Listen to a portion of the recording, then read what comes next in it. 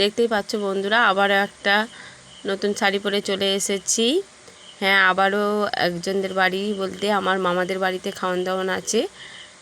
এটাও আমার একটা মামার বাড়ি, ওখানে খাওয়ান দাওয়ান আছে। আর নতুন শাড়ি পরিয়ে দিয়েছে মামি, পরে নিয়েছি। আর একটু তুলসী তলায় প্রণাম করে নিলাম, সবার আশীর্বাদ চেয়ে নিলাম, তারপরে খেতে বসে গেছি। আবারও এক আইবুড়ো ভাতের পর্ব নিয়ে চলে এসেছি। দেখো মামি খাবার দাবার একদম সাজিয়ে দিচ্ছে, কত কিছু করেছে দেখো। আলু ভাজা, পটল ভাজা, ডাল, শুক্তো, মাছের ঝাল, তারপরে আবার দই, মিষ্টি, চাটনি, আবার বাটা মাছ ভাজা, মামিদের পুকুরেরই মাছ, দই, মিষ্টি, পায়েস তো আছেই। এত কিছু কি করে খাবো সেটাই তো বুঝতে পারছি না। আবার মামি তো এসে একটু পায়েস খাইয়ে দিল, একটু নিজে হাতে ভালোবেসে পায়েস খাইয়ে দিল। দেখো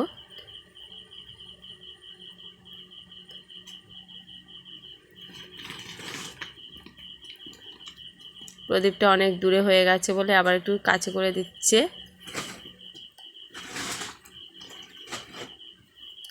প্রচণ্ড গরম বন্ধুরা, গরমে এত কিছু খাওয়া যায় বলো? কত কিছু করেছে। এই দেখো আলু ভাজা, পটল ভাজা, ডাল, অনেক কিছু।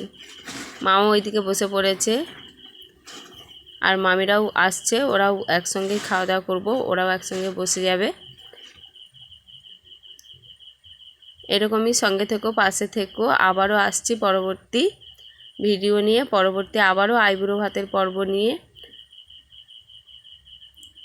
এখন বিয়ে পর্যন্ত চলতেই থাকবে এইভাবে। খেতে শুরু করে দিয়েছি।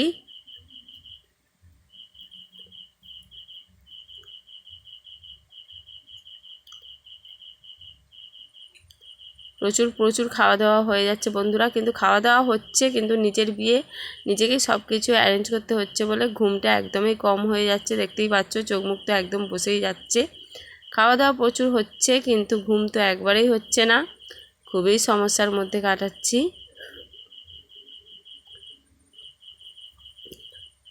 ঠিক আছে, দেখতে থাকো, সঙ্গে থেকো, আসছি পরবর্তী ভিডিও নিয়ে।